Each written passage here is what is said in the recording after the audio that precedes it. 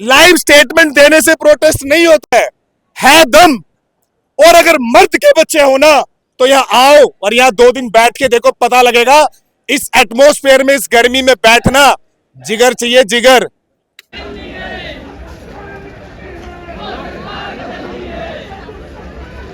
इतने बच्चे सुसाइड कर लें, यहाँ पे धक्का मुक्की में 20 तारीख को इतने लोग मर गए थे, कहाँ पे है उनके लिए इंसाफ?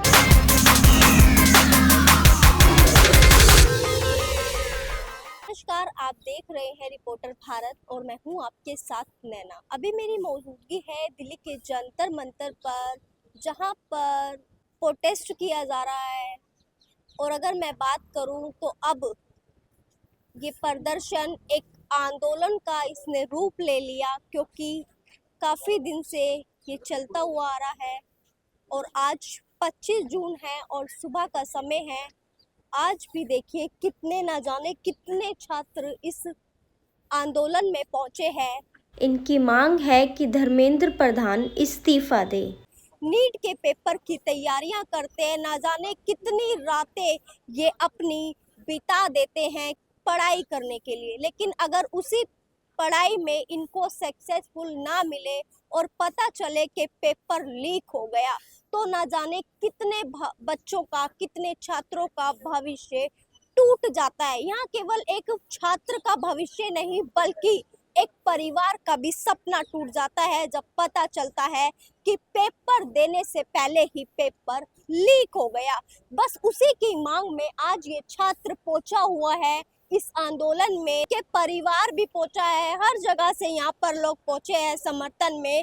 क्योंकि गवर्नमेंट कुछ कर नहीं रही है, फायदा कैसे कुछ हो ही नहीं रहा। सरकार मतलब कुछ भी फायदा नहीं हो रहा। मतलब सरकार को आने का फायदा ही कुछ तो होना चाहिए ना कंट्री को, कि कुछ भी कंट्रीब्यूट करे। कुछ भी नहीं कर रही है। एजुकेशन सिस्टम लो, नेटवर्क लो, कुछ भी किसी भी चीज़ में मतलब देश ग्रो कर ही नहीं रहा है। ये किसके समर्थन में आज आप आए?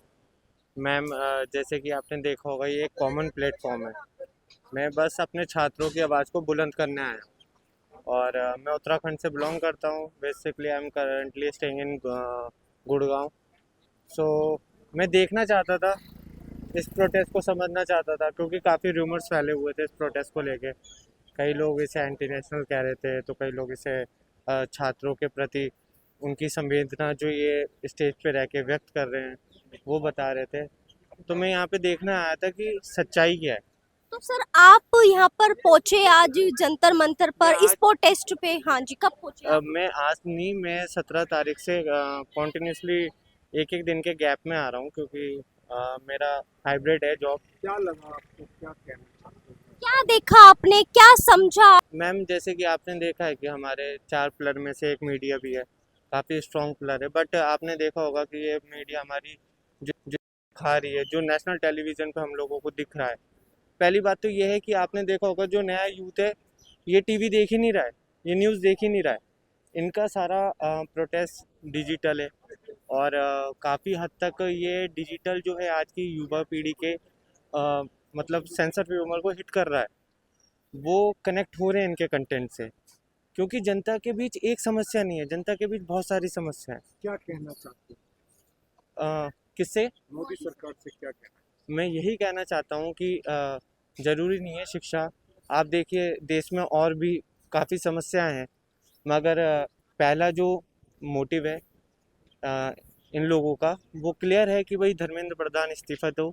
और जो छात्रों ने आत्महत्या करी है उनकी फैमिली को 1 CR का एक कंपनसेशन दिया जाए, और एक फ्यूचर में भी एक आश्वासन दिया जाए कि भाई अगर कुछ ऐसा होता है। क्योंकि आपने देखा 2014 में जब सबने, पूरी जनता ने बहुत विश्वास करके मोदी जी को चुना और बहुत अच्छे बहुमत से चुना, मगर आप देखिए 2014 के बाद से आज 2026 यानी 6 एंड 6 12 साल इनकी गवर्नमेंट को हो गया है। आपने देखा होगा बहुत सी घटनाएं हुई, एक ही घटना नहीं, सिर्फ नीट पेपर ही एक मुद्दा नहीं है देश में। तब से 2014 के से 2026 तक काफ़ी घटनाएं हो गई हैं, मगर कहीं ना कहीं अकाउंटेबिलिटी इन लोगों के अंदर है ही नहीं, कि इनका कोई मोरल सेंस है नहीं कि मैं आके जवाब दूं, मैं आगे बढ़ूं। तो मैं यही चाहूँगा कि जनता इस छात्रों के जो आंदोलन है उसे समर्थन दे। और ऐसा यहाँ पे कुछ भी नहीं है, ये एक पॉजिटिव एटमॉस्फेयर है यहाँ पे। आप मॉर्निंग में आएंगे आपको एक पॉजिटिव वाइब मिलेगी यहाँ पे, बट अब इवनिंग में कुछ आपत्तिजनक तत्व आते हैं जो इस प्रोटेस्ट को ख़राब करना चाहते हैं, बट इनकी टीम उन्हें भी आइडेंटिफाई करती है और लगातार मॉनिटर भी करती है कि जब तक वो कोई गलत गतिविधि ना करें। तो बस मैं तो यही बोलूँगा, सपोर्ट करिए। आज ये आपके लिए स्टैंड नहीं लेंगे तो कल आप अपने लिए स्टैंड नहीं लोगे। आज इन्होंने स्टैंड लिया तो कल आपको स्टैंड लेने की जरूरत ही नहीं पड़ेगी, क्योंकि सरकार सुधर जाएगी। बट अगर घर में बाप गलती करे ना, तो इसका मतलब ये नहीं है घर में आग लगा दो, ठीक है बेटा।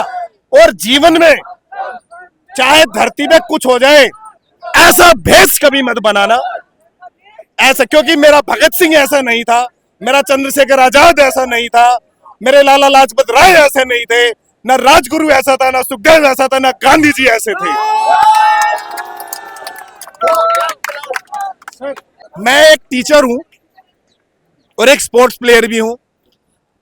मेरे दोनों बच्चों में से ना किसी को नीट आईआईटी देना ही नहीं है, क्योंकि मुझे ना वो पेरेंट्स नहीं बनना गिद्ध की तरह।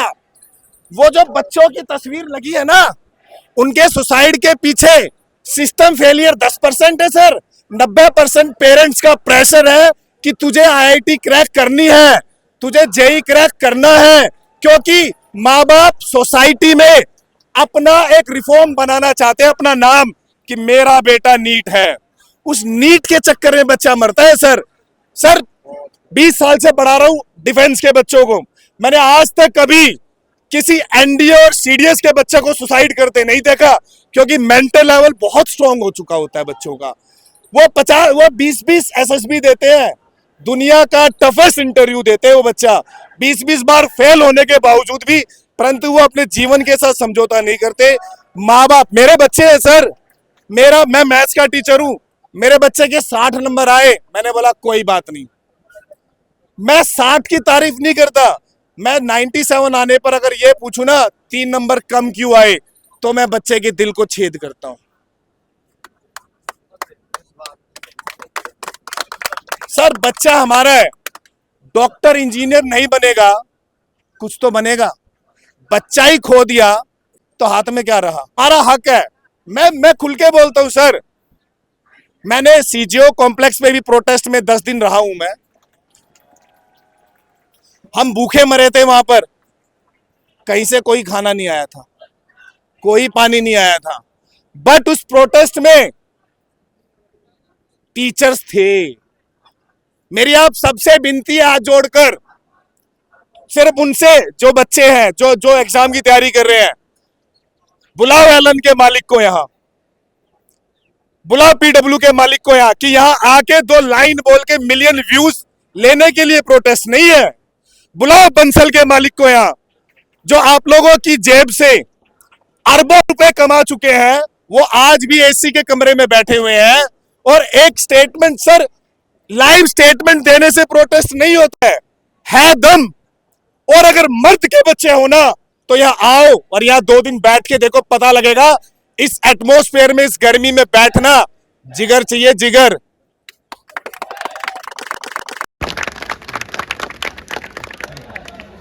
मैम इसमें ये रिक्वेस्ट लिखी हुई है कि मोदी जी आप बच्चों पे अत्याचार ना करें, उनकी बात मान लें।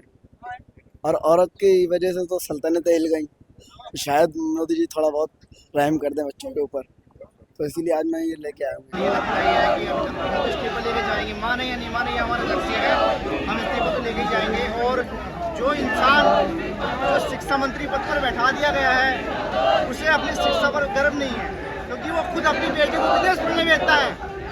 वो अपनी बेटी को विदेश पढ़ने भेजता है, उसे अपनी बाप की शिक्षा पर गर्व नहीं है, इसलिए वो विदेश भेजता अपनी बेटी को। ऐसे शिक्षा मंत्री को बर्खास्त करना चाहिए। आप बताओ, जो क्वेश्चन आप कर रहे हो ना, आप उसका आंसर दो। आप क्या सोचते हो, आप क्या सोचते हो, उसका आंसर दो। रिपोर्टर वाले सब लोग आ रहे हैं ना, इतना ये कर रहे हैं, आप खुद बताओ आप क्या सोचते हो। इसमें क्या अफवाहें फैला रखी है, हमने भी पढ़ाई करके की है। वो लोग आके जवाब दें, मिनिस्टर सब लोग आके जवाब दें। यहाँ पे क्यों नहीं आ रहे, क्यों डर के बैठे हैं वहाँ पे? आए, हम भी तो आ रहे हैं। मोदी को वोट चाहिए था, सब मिनिस्टर्स को वोट चाहिए था, सीएम को सबको वोट चाहिए था, तब तो वो लोग सड़क पे उतर आते थे। अब हम सब लोग सड़क पे उतर आए तो वो लोग क्या कर रहे हैं? वोट के लिए वो भिखारियों से भी नीच गिर जाते हैं। पर हम जब इंसाफ मांग रहे हैं, इतने बच्चे सुसाइड कर रहे हैं, यहाँ पे धक्का मुक्की में 20 तारीख को इतने लोग मर गए थे, कहाँ पे है उनके लिए इंसाफ? आप क्या कर रहे हो?